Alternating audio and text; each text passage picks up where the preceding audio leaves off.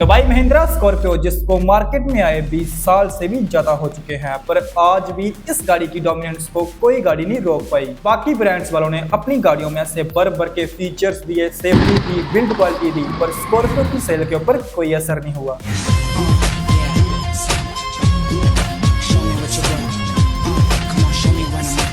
इस गाड़ी की जो सेल थी ना, वो डे बाई डे बढ़ती ही चली गई और जो आजकल की नए जनरेशन के यंगस्टर है ना, उनके दिलों के ऊपर भी इस गाड़ी का ऐसे क्रेज बढ़ता ही चला गया। और अगर आज इंडियन मार्केट में टाटा सफारी एग्जिस्ट नहीं करती है ना, उसका सबसे बड़ा जो रीजन है वो महिंद्रा की स्कॉर्पियो ही है, जिसके बारे में आज हम आपको डिटेल में बताएंगे कि महिंद्रा वालों ने इस स्कॉर्पियो को कब और कितने प्राइस में लॉन्च किया था और आज तक इस गाड़ी में कितने फेसलिफ्ट, कितनी जनरेशन लॉन्च हो चुकी है। मतलब की स्कॉर्पियो की पूरी हिस्ट्री के बारे में जानेंगे। तो अगर आप चैनल के ऊपर नए हो तो यार लाइक और सब्सक्राइब कर देना। इससे होगा यही कि हमें और ज्यादा मोटिवेशन मिलेगी आपके पास गाड़ियों के रिलेटेड, मतलब कि इसी तरह का कंटेंट पहुंचाने में। तो यार कर देना।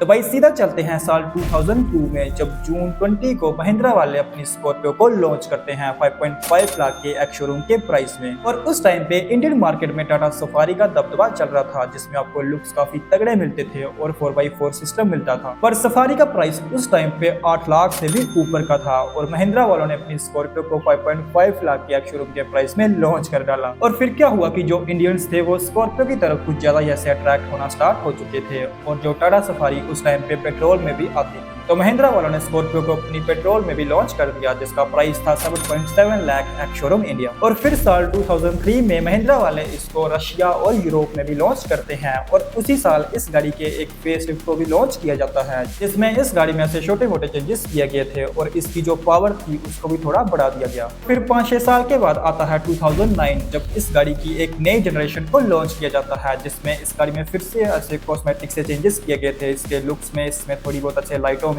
और इस गाड़ी में थोड़े फीचर्स भी ऐड किए जाते हैं। और इस बार इस गाड़ी में ऑटोमेटिक का भी ऑप्शन ऑफर कर दिया। और उसी साल 2009 में महिंद्रा वालों ने इसके एक पिकअप ट्रक वर्जन को ऑस्ट्रेलिया में भी लॉन्च किया, जिसने ऐसे डिसेंट सा परफॉर्म किया। और आप जानते ही हो कि महिंद्रा स्कॉर्पियो की सक्सेस के पीछे इंडियन जो मूवीज हैं उनका भी कितना बड़ा हाथ रहा। मतलब कि जितनी भी मूवीज होती थी, चाहे वो बॉलीवुड की हो या फिर साउथ की, आपको स्कॉर्पियो तो देखने को मिलती थी, स्पेशली रोहित शेट्टी की मूवीज में। और उस चीज से स्कॉर्पियो को काफी ऐसे तगड़ा पुश मिला। बाकी फिर साल आता है 25 सितंबर 2014, जब इस गाड़ी की थर्ड जनरेशन को लॉन्च किया जाता है, जिसमें इस गाड़ी में आपको न्यू हेडलाइट्स, न्यू बोनेट और उसके साथ इस गाड़ी के इंटीरियर को भी चेंज कर दिया जाता है। और अभी इस गाड़ी का प्राइस था 8 लाख एक्स शोरूम इंडिया। और फिर साल आता है 2017, जब इस गाड़ी के एक नए वर्जन को लॉन्च किया जाता है और इस गाड़ी का प्राइस होता है 9,99,700 to 14,08,000 एक्स शोरूम इंडिया, जिसमें इसकी पावर को भी बढ़ा दिया जाता है। पहले इस गाड़ी में 125 हॉर्स पावर मिलती थी और अभी इस गाड़ी में 140 हॉर्स पावर मिल रही थी। और इसका जो ऑल व्हील ड्राइव वाला वर्जन था उसका प्राइस था 16 लाख एक्स शोरूम इंडिया। और फिर 3-4 साल तक ना ही इस गाड़ी में कोई फेसलिफ्ट आया, ना ही कोई अपडेट आया, क्योंकि महिंद्रा वाले इसकी नए जनरेशन के ऊपर काम कर रहे थे, स्कॉर्पियो एन पे, जिसकी न्यूज निकल के आ चुकी थी और रोड के ऊपर भी इस गाड़ी को टेस्टिंग करते हुए देखा जा रहा था। और फिर फाइनली आता है जून 27, 2022, जब महिंद्रा वाले अपनी नई जनरेशन स्कॉर्पियो एन को लॉन्च करते हैं 11.99 लाख के एक्स शोरूम के प्राइस में, जिसने भाई पूरी मार्केट को ऐसे हिला के रख दिया, क्योंकि फॉर्च्यूनर के साइज की गाड़ी आपको सिर्फ 12 लाख एक्स शोरूम के प्राइस में मिल रही थी। और उस टाइम सभी ये सोचने लगे थे कि जो पुरानी वाली स्कॉर्पियो है उसको तो महिंद्रा वाले डिसकंटिन्यू कर देंगे, पर महिंद्रा वाले स्मार्ट निकले। उन्होंने स्कॉर्पियो एन के लॉन्च के 2 मंथ बाद ही अपनी स्कॉर्पियो क्लासिक को भी लॉन्च कर डाला। इसमें सिर्फ 2 वेरिएंट ही ऑफर किए, एक था एस और दूसरा था S11। और इस बार इस गाड़ी में काफी सारे चेंजेस किए गए थे, जैसे कि इसकी फ्रंट ग्रिल,